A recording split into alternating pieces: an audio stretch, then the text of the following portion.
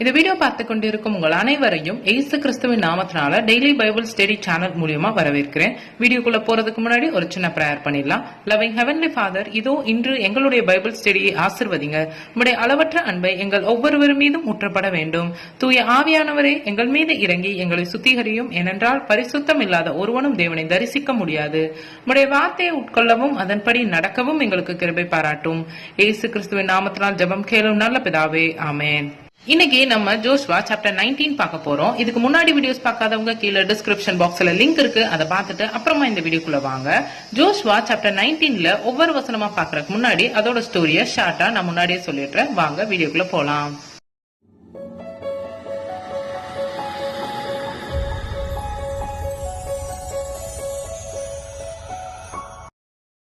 Joshua chapter 18 எப்படி முடியும்னா, பென்யமீன் கோத்திரத்துக்கு பங்கு பிரிச்சு கொடுத்ததா முடிஞ்சிருக்கும்.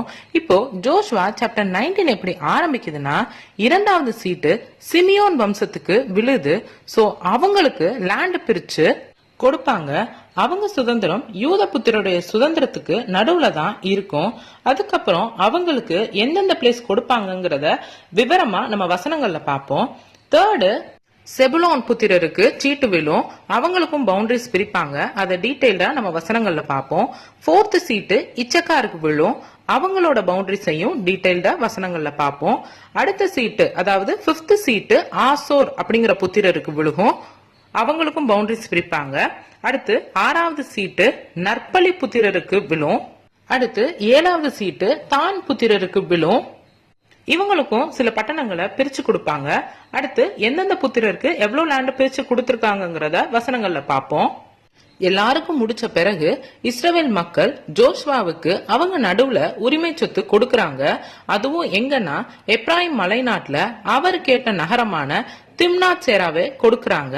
ஜோஷ்வாவும் அந்த நகரத்தை டெவலப் பண்ணி அதுலயே வாழவும் ஆரம்பிக்கிறாரு. சோ இந்த சாப்டர்ல நம்ம குரு எலையாசர், ஜோஷ்வா இவங்க எல்லாரும் ஆண்டவர் முன்னாடி சீட்டு போட்டு எல்லா குலத்துக்கும் சொத்து பிரிச்சு கொடுத்து அவங்க ஒர்க்க கம்ப்ளீட் பண்ணதா முடிஞ்சிருக்கும். இதான் ஜோஷ்வா சாப்டர் 19ஓட ஸ்டோரி. இப்ப நம்ம ஒவ்வொரு வசனமா பார்க்கலாம். ஜோஷ்வா சாப்டர் 19ல ஃபர்ஸ்ட் வசனம் பாருங்க. இரண்டாம் சீட்டு சிமியோனுக்கு விழுந்தது. சிமியோன் புத்திரரின் கோத்திரத்திற்கு அவர்கள் வம்சங்களின்படி கிடைத்த சுதந்திரம் யூத புத்திரருடைய சுதந்திரத்தின் நடுவே இருக்கிறது. இரண்டாவது வசனம், அவர்களுக்கு சுதந்திரமாக கிடைத்த பட்டணங்கள் ஆவன பெயர் செபா, சேபா, மொலாதா. மூன்றாவது வசனம், ஆசார், சூஹால், பாலா, ஆத்சேம். நான்காவது வசனம், எல்தொலாத், பெத்தூல், ஒர்மா. ஐந்தாவது வசனம், சிக்லாக், பெத் மார்காபோத், ஆத்சார், சூசா. ஆறாவது வசனம், பெத்லே பாவோத், சருகேன் பட்டணங்களும் அவைகளின் கிராமங்களும் உட்பட 13. இந்த 6 வசனத்துல என்ன பாக்குறோம்னா, ரெண்டாவது சீட்டு சிமியோனுக்கு விழுகுது. அவங்களுக்கு இந்த சர்டைன் ஊர்களை பிரிச்சு கொடுத்திருக்காங்க. இவங்களோட சுதந்திரம் எங்க இருக்கு அப்படின்னா, யூத புத்திரருக்கு நடுவுல தான் இவங்களோட எல்லா கிராமங்களும் அதோட எல்லா பட்டணங்களும் இருக்கு. மொத்தம் 13 நகரங்கள் இவங்களுக்குன்னு கொடுத்திருக்காங்க. இது போக இன்னமும் இருக்கு. அடுத்த வசனத்துல பார்க்கலாம். அடுத்து 7வது வசனம் பாருங்க. மேலும் ஆயின், ரிம்மோன், ஏத்தேர், ஆசான் எனும் 4 பட்டணங்களும் அவைகளின் கிராமங்களுமே. 8வது வசனம், இந்த பட்டணங்களை சுற்றிலும் பாலத் பெயார் மட்டும் தெற்கே இருக்கிற ராமாத் மட்டும் இருக்கிற எல்லா கிராமங்களுமே இவை சிமியோன் புத்திரருடைய கோத்திரத்திற்கு அவர்கள் வம்சங்களின்படி கிடைத்த சுதந்திரம். 9வது வசனம், சிமியோன் புத்திரருடைய சுதந்திரம் யூத புத்திரரின் பங்கு வீதத்திற்குள் இருக்கிறது. யூத புத்திரரின் பங்கு அவர்களுக்கு மிச்சமாய் இருக்கிறபடியால் சிமியோன் புத்திரர் அவர்கள் சுதந்திரத்தின் நடுவிலே சுதந்திரம் பெற்றார்கள். இந்த 3 வசனத்துல என்ன பாக்குறோம்னா, ஆயின் அப்படிங்கிற பட்டணத்துல ஸ்டார்ட் பண்ணி ராமாத் அப்படிங்கிற பிளேஸ் வரைக்கும் ஒரு சில கிராமங்களும் பட்டணங்களும் அவங்களுக்கானது. சிமியோன் புத்திரருக்கு எப்படி யூத புத்திரருக்கு நடுவுல வந்துச்சுன்னா, யூத புத்திரருக்கு சீட்டு போட்டு பங்கு பிரிச்சுட்டு ஒரு சில பட்டணங்கள் மிச்சம் இருந்தது. அதை தான் இவங்களுக்கு பிரிச்சு கொடுத்திருக்காங்க. இதனால அவங்க 2 பேருக்கும் எந்த பாதிப்பும் இல்ல. அடுத்து 10வது வசனம் பாருங்க. மூன்றாம் சீட்டு செபுலோன் புத்திரருக்கு விழுந்தது. அவர்களுக்கு அவர்கள் வம்சங்களின்படி கிடைத்த சுதந்திர பங்கு வீதம் சாரித் மட்டும் உள்ளது. 11வது வசனம், அவர்களுடைய எல்லை மேற்கே மாராலாவுக்கு ஏறி தாபேசேத்துக்கு வந்து யோக்கினேயாமுக்கு எதிரான ஆற்றுக்கு போம் இந்த 2 வசனத்துல என்ன பாக்குறோம்னா, 3வது சீட்டு செபுலோன் புத்திரருக்கு விழுது. அவங்களோட வம்சத்துக்கு பார்டர் பிரிக்கிறாங்க. அது எங்க ஸ்டார்ட் ஆகுதுன்னா, மேற்கு பக்கமா மாராலா அப்படிங்கிற பிளேஸ்ல ஸ்டார்ட் பண்ணி தாபாசேத் அப்படிங்கிற பிளேஸ கவர் பண்ணி யோக்கினியாம் அப்படிங்கிற பிளேஸுக்கு ஆப்போசிட்ல ஒரு ஆறு இருக்கும். அதுல எல்லாம் கவர் பண்றாங்க. அடுத்து 12வது வசனம் பாருங்க. சாரீத்திலிருந்து அது கிழக்கே சூரியன் உதிக்கும் முனையாய் கிஸ்லோத் தாபோரின் எல்லையினடத்துக்கு திரும்பி தாபாராத்துக்கு சென்று எப்பியாவுக்கு ஏறி 13வது வசனம் அங்கிருந்து கிழக்கு புறத்திலே கித்தாயே பேரையும் இத்தாகாத் சீனையும் கடந்து ரிம்மோன் மெத்தோவாருக்கும் நேயாவுக்கும் போம். 14வது வசனம் அப்புறம் அந்த எல்லை வடக்கே அன்னத்தோனுக்கு திரும்பி இப்தாவேலின் பள்ளத்தாக்கிலே முடியும்.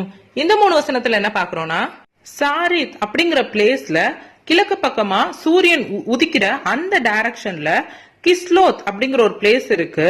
அதோட எல்லை சைடு கவர் பண்ணி தாபாராத் அப்படிங்கிற பிளேஸ் வழியா போய் எப்பியா அப்படிங்கிற பிளேஸையும் கவர் பண்ணிட்டு அதுக்கப்புறமா கித்தா ஏ பேர் அப்புறம் இத்தகாத் சீன் இந்த 2 பிளேஸையும் கடந்து ரிம்மோன் அப்புறம் நேயாவு அப்படிங்கிற பிளேஸ் வழியா போகுது.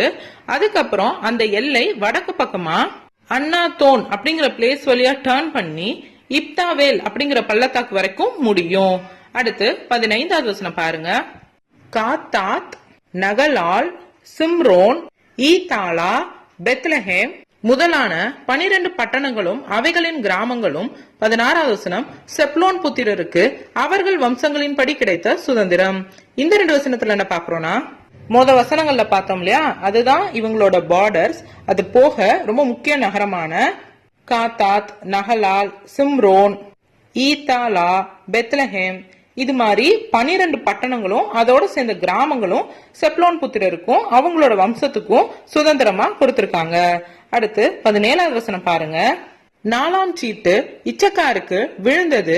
18வது வசனம் இச்சக்கார் புத்திரருக்கு அவர்கள் வம்சங்களின்படி கிடைத்த எல்லை இஸ்ரேல், கெசுல்லோத், சூனேம்.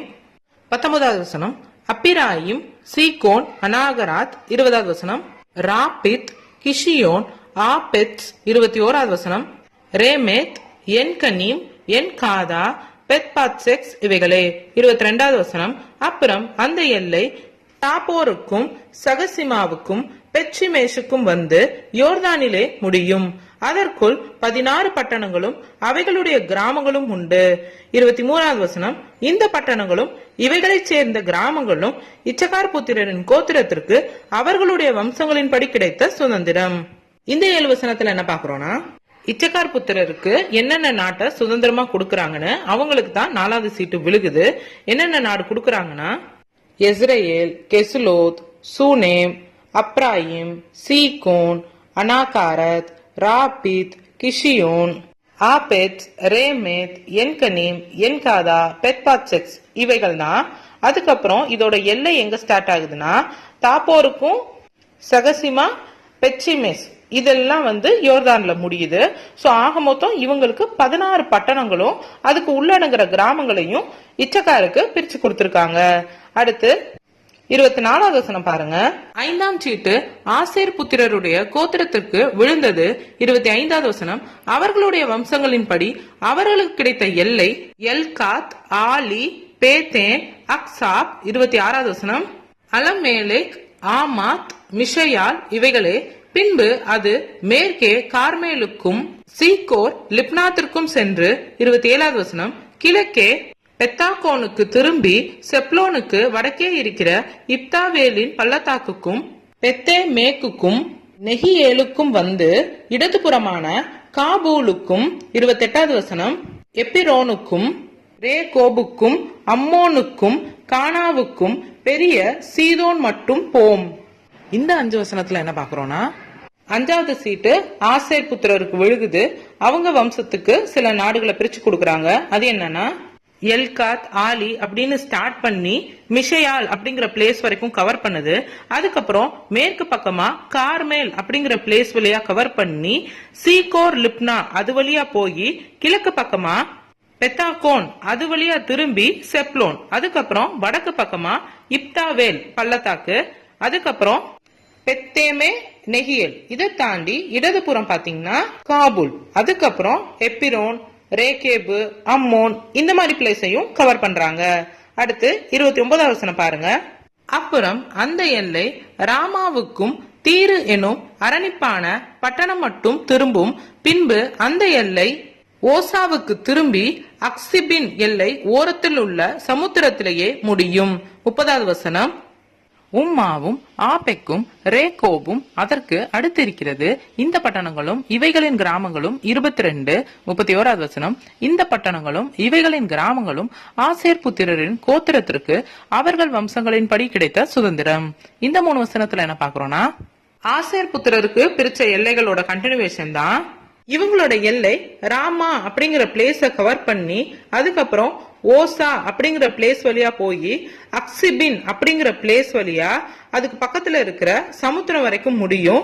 அதுக்கப்புறம் அந்த சமுத்திரத்தோட பக்கத்துல இருக்கிற ஒரு சில நாடான உம்மா, ஆபெக், ரேகோப் அப்படிங்கிற நாடையும் கவர் பண்ணி மொத்தம் 22 பட்டணங்களும் அதை சார்ந்த கிராமங்களும் ஆசேர் புத்திரத்துக்கு கொடுக்கறாங்க. அடுத்து 32வது வசனம் பாருங்க. 6ஆம் சீட்டு நப்தலி புத்திரருக்கு விழுந்தது. 33வது வசனம். நப்தலி புத்திரருக்கு அவர்கள் வம்சங்களின்படி கிடைத்த எல்லை ஏலேபிலும் சானானிமிலுள்ள அல்லோனிலும் இருந்து வந்து ஆதமி நெக்கேமின் மேலும் எப்னியேலின் மேலும் லாக்கும் மட்டும் போய் யோர்தானில் முடியும். 34வது வசனம். அப்புறம் அந்த எல்லை மேற்கே அஸ்னோதா போருக்கு திரும்பி அங்கிருந்து உக்கோக்கு சென்று தெற்கே செபுலோனையும் மேற்கே ஆசேரையும் சூரிய தயபுரத்திலே யோர்தானிலே யூதாவையும் சேர்ந்து வரும். இந்த 3 வசனத்துல என்ன பாக்குறோம்னா, 6வது சீட்டு போறாங்க, அது நப்தலி புத்திரருக்கு விழுகுது. அவங்களோட எல்லைகளை தான் இங்க நம்ம பார்க்க போறோம். ஏலேப், சானாமி, அல்லோனி, அங்கிருந்து நெஹேபே, எப்பானி, லாக் இந்த மாதிரி பிளேஸ கவர் பண்ணி யோர்தான்ல முடியும். அதுக்கப்புறம் இவங்களோட மேற்கு எல்லை அஸ்னதா போர் அங்க ஸ்டார்ட் பண்ணி உக்கோ அப்படிங்கிற பிளேஸ் வரை முடிஞ்சு தெற்கு எல்லை செபலோன், மேற்கு எல்லை ஆசேர், அதுக்கப்புறம் சூரிய தயபுரம் அப்படின்னு ஒரு பிளேஸ் இருக்கும், அங்க யூதா சைடு வந்து முடியும். அடுத்து 35வது வசனம் பாருங்க. அரணிப்பான பட்டணங்கள் ஆனவன சீத்திம், சேர், அம்மாத், ரக்காத், கின்னரேத். 36வது வசனம்.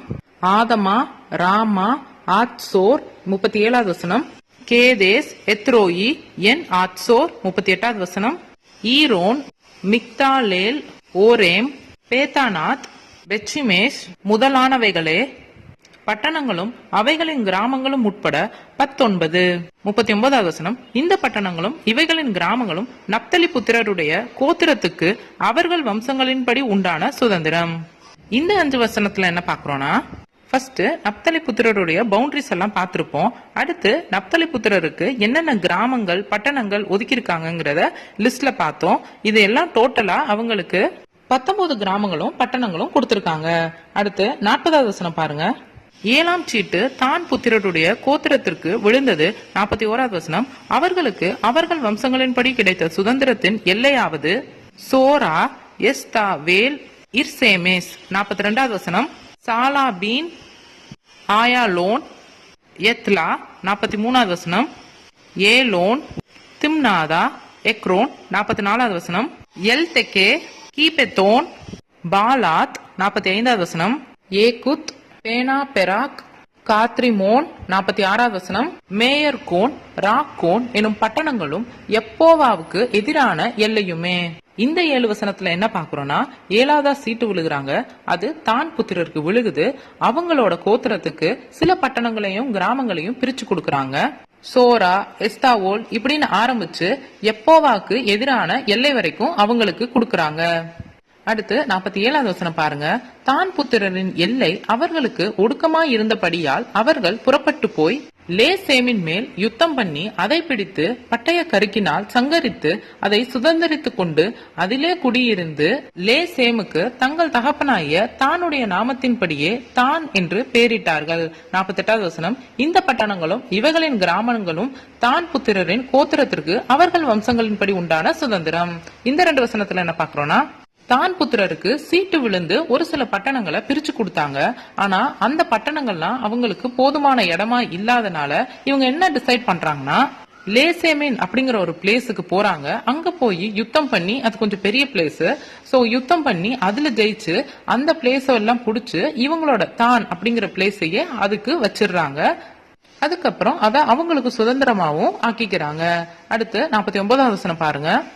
தேசத்தை அதன் எல்லைகளின்படி சுதந்திரமாக பங்கிட்டு தீர்த்த போது இஸ்ரவேல் புத்திரர் நூனின் குமாரனாகிய யோசுவாவுக்கு தங்கள் நடுவிலே ஒரு சுதந்திரத்தை கொடுத்தார்கள். 50வது வசனம். எப்பிராயிமின் மலை தேசத்திலே இருக்கிற திம்னாத் சேரா எனும் அவன் கேட்ட பட்டணத்தை அவனுக்கு கர்த்தருடைய வாக்கின்படியே கொடுத்தார்கள். அந்த பட்டணத்தை அவன் கட்டி அதிலே குடியிருந்தான். இந்த 2 வசனத்துல என்ன பாக்குறோம்னா, எல்லா வம்சங்களுக்கும் சீட்டு போட்டு அவங்களுக்கு நிறைய கிராமங்களும் பட்டணங்களும் பிரிச்சு கொடுத்துட்டாங்க. அதுக்கப்புறம் இஸ்ரவேல் மக்கள் யோசுவாவுக்கு அவங்களுக்கு நடுவுல தங்கிக்க அனுமதி கொடுக்கறாங்க. திம்னாத் சேரா அப்படிங்கிற பிளேஸ் தான் அவர் கேட்டிருப்பாரு. அது எப்ராயிம் மலை தேசத்துல இருக்கும். சோ அதுல தனக்கான ஒரு இருப்பிடத்தை கட்டி அதுல குடியேறாரு. அடுத்து 51வது வசனம் பாருங்க.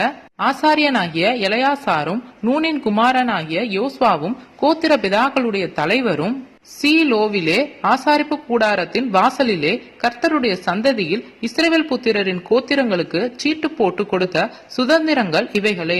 இவ்விதமாய் அவர்கள் தேசத்தை பங்கிட்டு முடித்தார்கள். இந்த வசனத்துல என்ன பாக்குறோம்னா, எலையாசர், ஜோஷ்வா இந்த கோத்திரத்துக்கு தலைவர்கள். இவர்கள் முன்னாடி இஸ்ரவேல் மக்களுக்குள்ள இருந்த பல கோத்திரத்துக்கு இவங்க சீட்டு போட்டு, கடவுள் முன்னாடி சீட்டு போட்டு லேண்டும் பிரிச்சு கொடுத்து முடிச்சுட்டாங்க. நம்ம ஜோஷ்வா சாப்டர் 19ல ஒவ்வொரு வசனமா பார்த்து முடிச்சிட்டோம். இனி நீங்க என்ன பண்ணணும்னா, ஒரு முறை பைபிள் எடுத்து நல்லா ரீட் பண்ணுங்க. இதுல நான் ஏதாவது தப்பா சொல்லியிருந்தாலும், உங்களுக்கு ஏதாவது புரியலனாலும் கீழே கமெண்ட் செக்ஷன்ல கமெண்ட் லீவ் பண்ணுங்க. Praise the Lord.